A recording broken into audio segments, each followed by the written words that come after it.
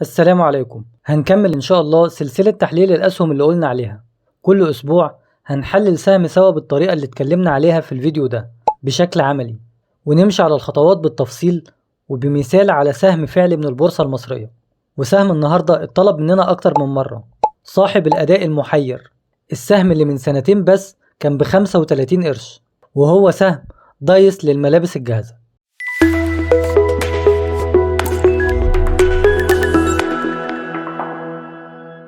أولا نتعرف على الشركة نفسها ونشاطها. الشركة بتشتغل في مجال تصنيع وتصدير الملابس القطنية الجاهزة والملابس الداخلية للرجال والنساء والأطفال. يعني الشركة بتصنع وبتبيع لتجار الجملة، وبتبيع للجمهور من خلال منافذ البيع المنتشرة ليها، وكمان بتصدر جزء من إنتاجها. اتأسست الشركة سنة 97 وتم إدراجها في البورصة سنة 2008.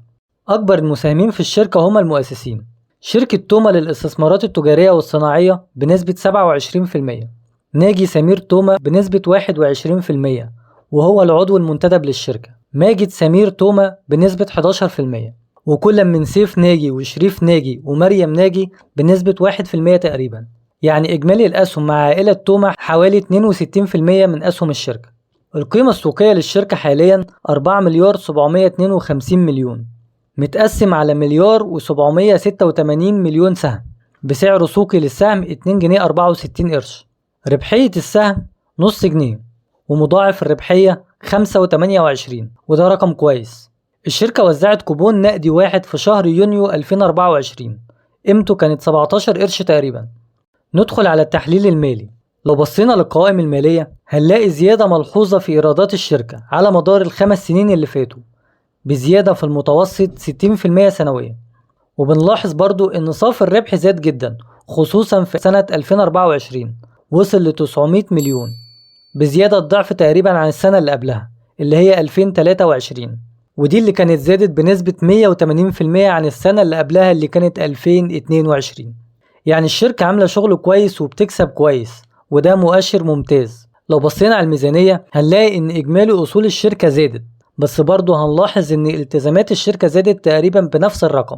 وقائمة التدفقات النقدية بتبين إن سيولة التشغيل فيها مشكلة، وفي نفس الوقت الشركة بتقوم بأنشطة تمويلية بيجي منها تدفقات نقدية، يعني تقريبا بتعوض الفرق اللي عليها من الديون والالتزامات. تلخيصا كده، الشركة ماليا قوية وبتتوسع وأرباحها كويسة، وده انعكس طبعا على سعر السهم اللي زاد جدا خلال السنتين اللي فاتوا. بالنسبة للتحليل الفني، وزي ما اتفقنا وبكرر دايما إن التحليل الفني هو مكمل للتحليل المالي وليس بديل عنه، وإنك كمستثمر طويل الأجل مش مطلوب منك غير إنك تعرف الأساسيات بس. لو بصينا على مؤشر السهم بالعين المجردة كده، واضح جدا إنه في اتجاه صاعد، لأنه كل مرة بيوصل لقمة أعلى من القمة اللي قبلها وقاع أعلى من القاع اللي قبله، لكن دايما مع كل صعود بيكون في جني أرباح. أهم دعوم للسهم هو مستوى 2 جنيه 40 قرش ومستوى 2 جنيه و17 قرش. وبالنسبة للمقاومة عندنا مقاومة 2 جنيه 71 قرش، دي هي مقاومة مهمة جدا، السهم لو كسرها هيوصل لمستوى 3 جنيه 15 قرش. نبص على أهم المحطات في السهم. هنبدأ في أكتوبر 2023 والتأثير الإيجابي لحركة المقاطعة على المنتجات المحلية. السهم طلع من 63 قرش لحد 92 قرش تقريبا. في الفترة بتاعت ديسمبر 2023 السهم طلع جدا بشكل غير مبرر. لما بحثت ايه اللي حصل في الفترة دي ما لقيتش حاجة ولا حتى بيان من الشركة بأي حاجة. في اعتقادي ممكن يكون بعد الإفصاح عن نتائج الأعمال وعلى أخبار مضاعفة الأرباح، وإن صافي الربح زاد الضعفين تقريبا، فزاد الطلب جدا على السهم وطلع جدا أزيد من المتوقع لحد ما وصل لجنيه 70 قرش، وده كان في يناير 2024. طبعا بيحصل جني للأرباح فالسهم بيهدى شوية. بالنسبة للربع الأخير من 2024 زاد الطلب جدا على السهم بفعل الأخبار الإيجابية والتوسعات في الشركة، زي مضاعفة الأرباح والشراء في أراضي جديدة للمصانع، وآخرها كان النية لتأسيس شركة في دولة المغرب لبيع المنتجات، يعني التصنيع هيكون هنا في مصر. وبكده نكون وصلنا للتوصية والسعر المناسب للشراء أو البيع. في رأيي الشخصي أنا شايف إنه سهم قوي ماليا.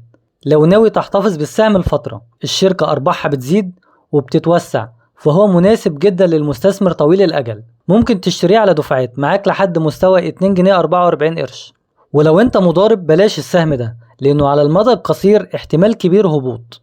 لان خلي بالك السهم حاليا في قمة تاريخية، وارد جدا ينزل منها على المدى القصير، انما كاستثمار هو صاعد ان شاء الله. وطبعا قرار الشراء والبيع قرارك الشخصي. وفي نصايح بكررها دايما بس لازم أأكد عليها: اعمل حسابك انك بتستثمر استثمار طويل الأجل، بلاش مضاربة، صدقني كده أكسب لك.